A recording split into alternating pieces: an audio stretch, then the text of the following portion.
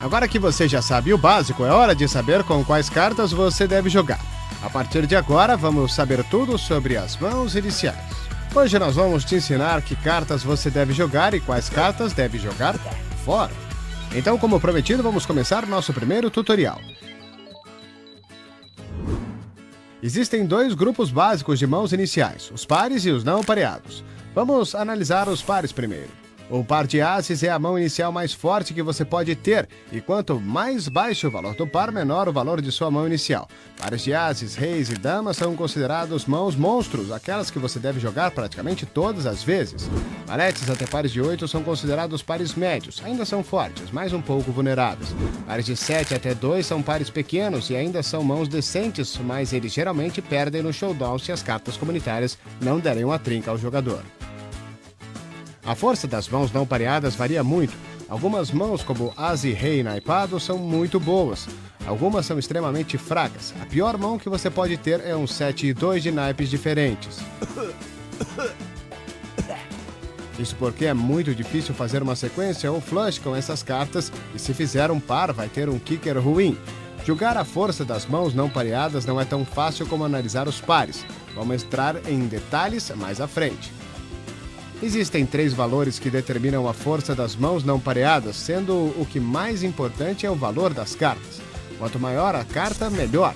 É bom possuir 2 cartas altas. Dessa maneira, você pode acertar o par mais alto e usar a segunda carta como um kicker forte.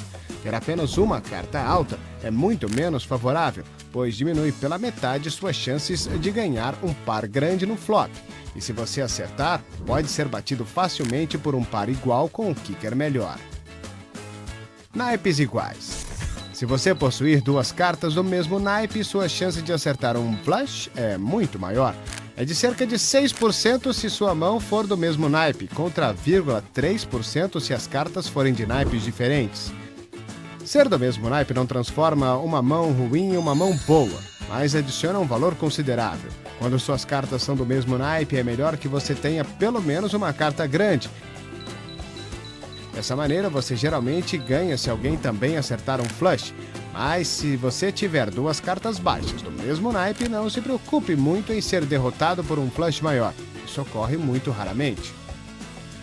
Isso só é verdade se existirem 3 cartas do mesmo naipe na mesa. Se você fizer um flush com 4 cartas do mesmo naipe na mesa, deve-se pensar bastante se não está sendo derrotado. Seu oponente agora só precisa de uma carta desse naipe para acertar o flush. Se uma carta for maior do que as suas, ele vai ganhar o pote. Cartas conectadas. Se suas cartas são próximas em valor, pode-se formar uma sequência quando combinadas com as cartas comunitárias. Por mais próximas, maiores as suas chances. Intervalos de 1 ou 2 valores vão reduzir suas chances consideravelmente. Com um intervalo de 3, a sua chance é muito baixa. Com um intervalo de 4, é impossível fazer uma sequência. Como o valete 10, 5 e 4 têm um bom potencial. E agora sabemos que as piores mãos para jogar são as de valor baixo, sem conexão e de naipes diferentes. 7 e 2 é a pior mão. Suas chances de fazer sequências, flushes e pares altos o suficiente para ganhar o pote são baixas. Se você receber esse tipo de mãos, default. Elas vão acabar custando muitas fichas para você no longo prazo. E agora você já sabe o que considerar quando for julgar a força de sua mão inicial. Não existem apenas grandes nomes nesse programa, são as pessoas comuns que fazem o pôquer ao redor do mundo. Sou Vítor Mendonça, tenho 48 anos, sou de Almada, Portugal, trabalho na Procuradoria-Geral da República, sou pai de 2 crianças, 2 meninas, uma com 13, outra com 19 anos, e sou jogador de póquer. É a minha família, é o meu mundo, o póquer é um hobby para mim. Comecei a jogar póquer há 5 anos, desde novembro de 2006. Jogava online nos casinos, roleta e blackjack.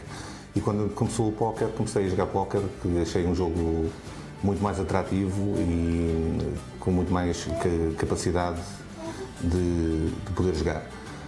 Daí para cá comecei em cash games e depois passei para os torneios, para os multi-table tournaments, e principalmente para as ligas, que é, digamos, a minha especialidade.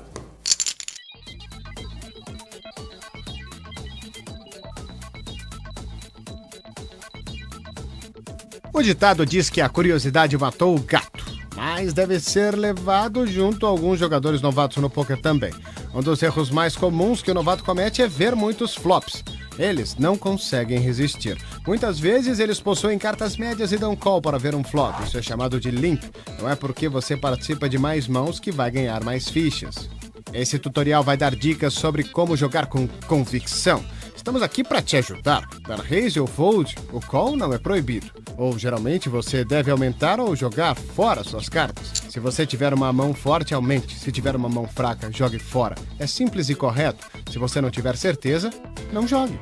Algumas vezes você pode não ter certeza de se sua mão é forte ou fraca. Rei valete parece bom, não é verdade? Mas e se outro jogador tiver rei dama? Nessa situação de incerteza, jogue as cartas fora. Você deve ter firmeza, jogar pôquer com convicção. Pelo amor de Deus, não dê limp.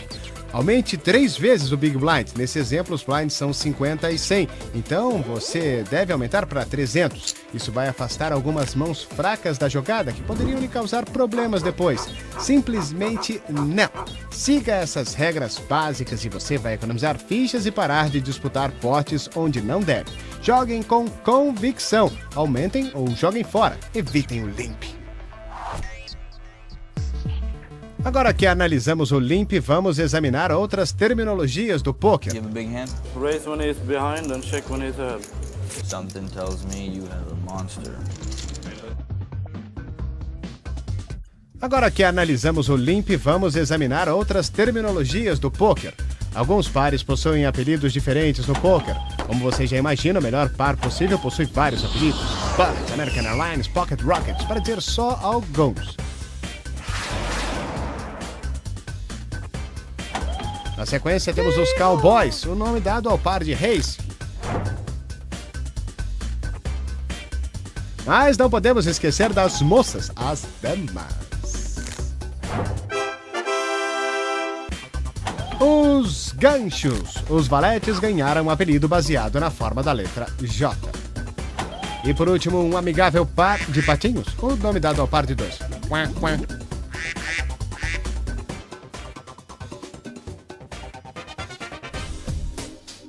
E aqui vão alguns conselhos de um dos melhores jogadores, o campeão da World Series of Poker 2005, Joe Hash.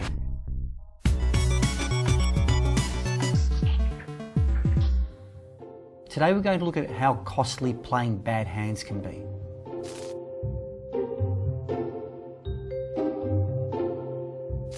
We have Boomer in middle position with a premium hand, a pair of queens.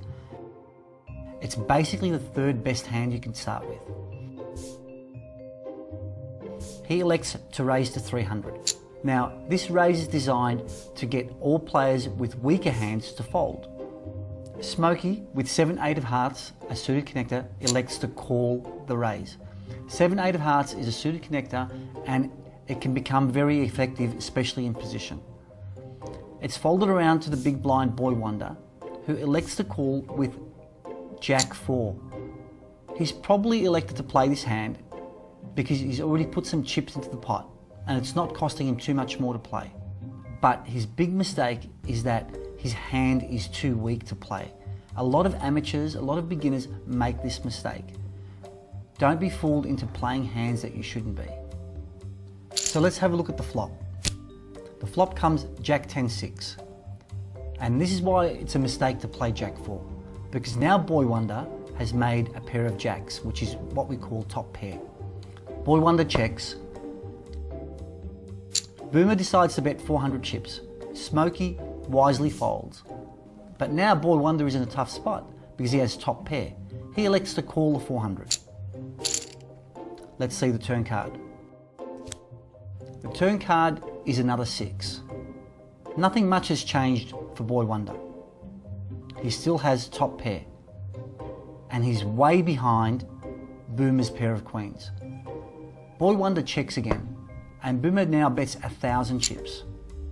Boy Wonder elects to call. He's in a tough spot because he feels that his pair of jacks may be the best hand, not knowing that Boomer has a pair of queens, which totally crushes him at this stage. Let's see the river card. The river card is a very safe 3 of hearts. Boy Wonder again checks his option, and Boomer now bets 1,800 chips. Boy Wonder elects to call.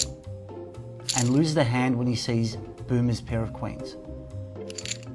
This example shows how you can lose a lot of chips in a tournament by playing very weak hands. Don't make that mistake yourself.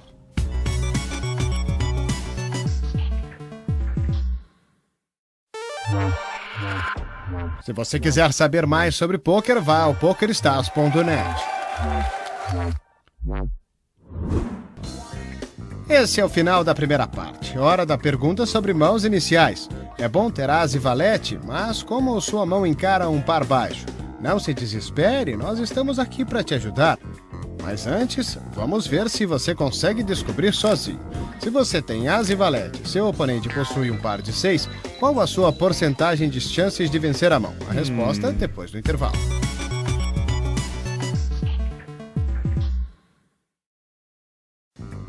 Antes do break, perguntamos a porcentagem de chances que você possui se tiver as e valete contra um par de 6. A resposta é 46%, ou o que a maioria chama de coin flip, por estar muito perto dos 50-50. Você precisa acertar pelo menos um as ou um valete, ou algum tipo de sequência, ou um flush para ganhar a mão. Se o seu as ou valete for do mesmo naipe, a porcentagem aumenta para 48%, graças à maior chance de fazer um flush. Vamos ver um pouco mais. Dessa vez você possui rei e dama, e seu oponente tem um par de 8. Qual a sua chance de ganhar essa mão? Exatamente a mesma. Você ainda possui 2 cartas maiores que o par do seu oponente. A melhor mão para se ter contra um par de ases é outro par de ases. Mas, além disso, qual seria? Se você não quer um par de reis, a resposta é 5 e 6 do mesmo naipe. Como todos os conectores naipados, existe uma grande chance de acertar uma sequência ou um flush. É a razão para ser o 5 e 6 suited é que você pode fazer sequências com 2, 3, 4, 7, 8 e 9, o que não vão ajudar o as a fazer outra sequência. A chance de vencer, 23%. No fim das contas, você ainda vai preferir ter um par de ases. Algumas mãos parecem boas, mas não se engane, elas parecem muito mais fortes do que realmente são. Alguns dos maiores potes no poker acontecem entre 2 mãos iniciais fortes, e geralmente uma delas é o que chamamos de mãos de horror. King 10 off. King 8. Jack King. I'd say Ace Queen is a pretty difficult hand to play. Uma das mãos de horror mais comuns é o par de valetes. Eles parecem ótimos e até ganham na maioria das vezes. Very strong hand. You get pocket jacks. You want to raise before the flop, put some pressure on the players in the blinds. Mas pense nisso, no flop, mais da metade das vezes você vai encontrar pelo menos uma carta maior, uma dama, um rei ou um as. A pergunta é se seus oponentes estão com uma dessas mãos. Nosso conselho: minimize o número de jogadores na mão jogando de forma agressiva. Limite o número de adversários no pós-flop e você vai se beneficiar. Por exemplo, nessa mão do Big Game, Scott Saver tem par de valetes e aumenta antes do flop. King 10 for the cannon. He's out. Forçando todos a darem fold, menos Vanessa Russo. Seu Reis eliminou as chances de Aaron Jensen acertar um flop melhor, e ele tem apenas uma carta maior para lidar no flop 9, 10 e rei. Com o Russo dando check no flop e o turn, ele pode assumir que ela não tem o rei, e ganha um bom pote, tudo graças ao seu Reis pré-flop. Outra mão de horror, o as fraco. Ace 3 offsuit, stuff like that really gets you into trouble. One of the things I see a lot of beginners do is that they see an ace and they automatically think that it's a great hand. If you have Ace 10 and someone has like Ace Jack or Ace Queen, you can get yourself in a lot of trouble. Nessa mão, 2 oponentes fazem um par de ases no flop, mas um deles está destinado a perder muitas fichas. É isso que torna o as com kicker ruim uma mão do horror. Sempre existe a chance de seu oponente ter um as com kicker melhor e não é fácil dar fold em um top pair. Então sempre tome cuidado com um par de valetes e ases e um kicker fraco. Fiquem atentos. Vamos assistir essa mão em particular. Aqui está o Daniel Negriano.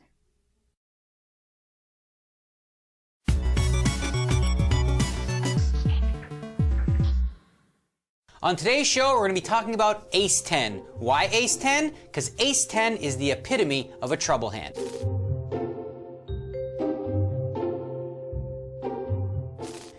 On this hand, we have an amateur, Ernest Wiggins, playing on the big game against some professional players. Now, here he's dealt Ace 10 offsuit right next to the button, and he decides to just call. I don't like this play at all. If you're going to play Ace 10, which is a marginal hand, you need to be the aggressor. you need to be raising or folding. And I think with this hand in late position, it's certainly worth a raise, so that's what he should have done. Instead, he just calls. Now I fold. Doyle Brunson, he calls from the small blind, and in the big blind, Phil Laak has absolutely nothing, a queen 6 offsuit. And he decides to raise the pot, okay? Now, you've got your ace 10, you've limped in, and what you've allowed to have happen here is Phil Laak is bullying you. He doesn't know here that Phil Laak has queen 6. Phil Laak could have one of those hands that have him dominated, ace jack, ace queen, ace king, or even jacks, queens, kings, or aces. Had you raised with ace 10 coming in, everybody folds, you pick up the pot, which is the ideal situation with a hand like ace 10. You don't really want anyone to call because there's so many hands better than ace 10. So really, it's basically like a hand you want to steal with. What you don't want to do is play it weak, limp in, and then be forced to fold to a raise. I do like the fold though, because once you've limped in and you've been raised, you don't want to defend with ace 10. You're always better being the raiser than the caller.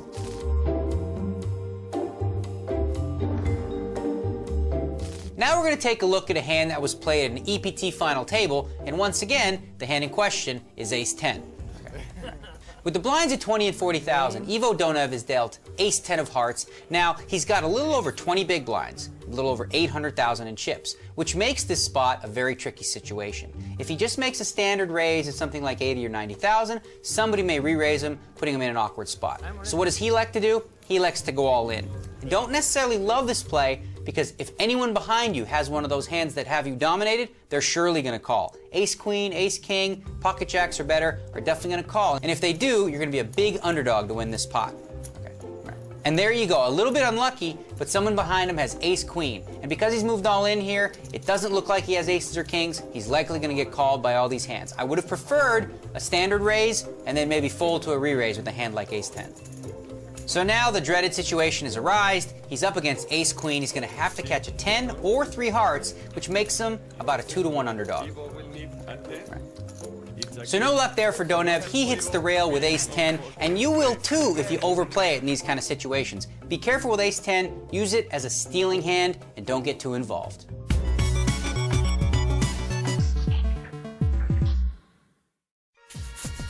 Muito obrigado, Sr. Daniel, por esclarecer tudo. Agora, decisões na vida acabam sendo preferência pessoal, mas no pôquer as decisões são baseadas em cálculos detalhados, na maioria das vezes.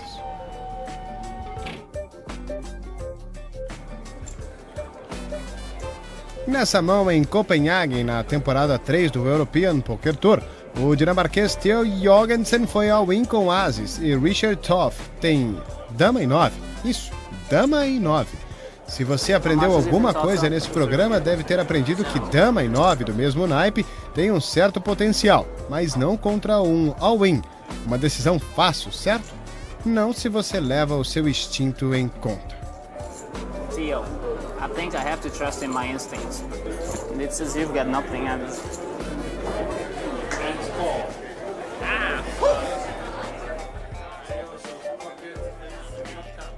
Bom, seu instinto estava errado, certo, Richard? Ou será que não?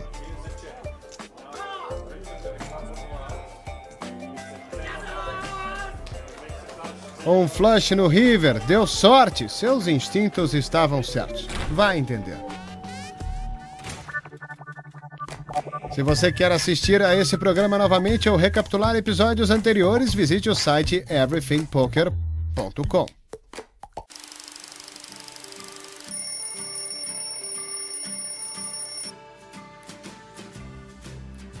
Jogo MDTs, normalmente de baixo custo, normalmente de 5 euros, 10 euros, extemporaneamente, excepcionalmente, alguns tiros mais altos, mas no máximo à volta de 20, o máximo dos máximos 50 euros.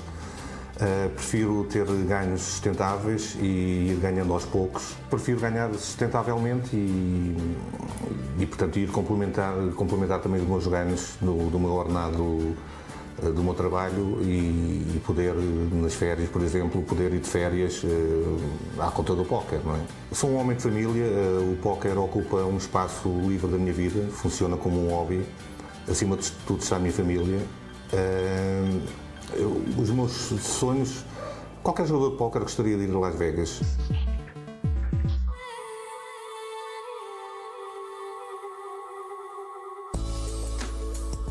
Vamos agora para Barcelona para ouvir novamente os prós falando sobre a força das mãos iniciais. Theo Jorgensen, aquele da Bad Beat, está na disputa junto com a campeã da EPT Sanremo, Liv Boerrer, bicampeão do LAPT Nacho Barbeiro e Daniel Negreanu. Well, like when I started playing, limit hold'em back in the day, everyone was so big on like starting hands.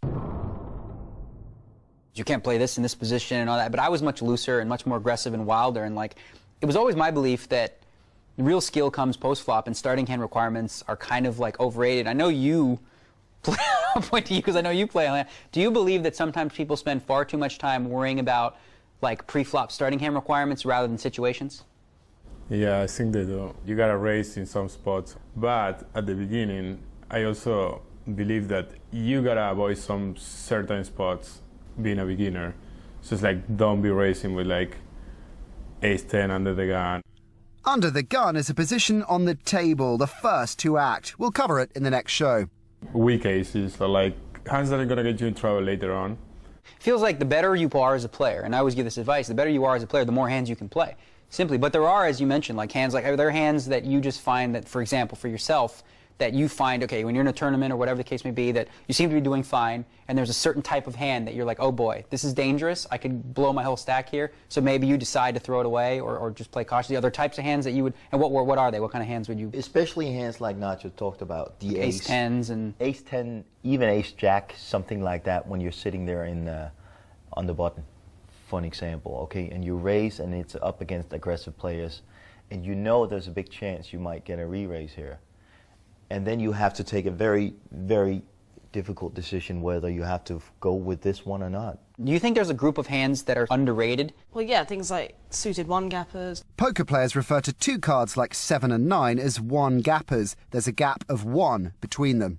Two-gappers even. Like 7-9 of clubs and 6-8 of spades, that kind of stuff. Yeah, I actually really like 9-10 suited. It makes you so much money on the long term that, I mean. That, I agree. Like, we talk about trouble hands. You mentioned ace-10 offsuit, right?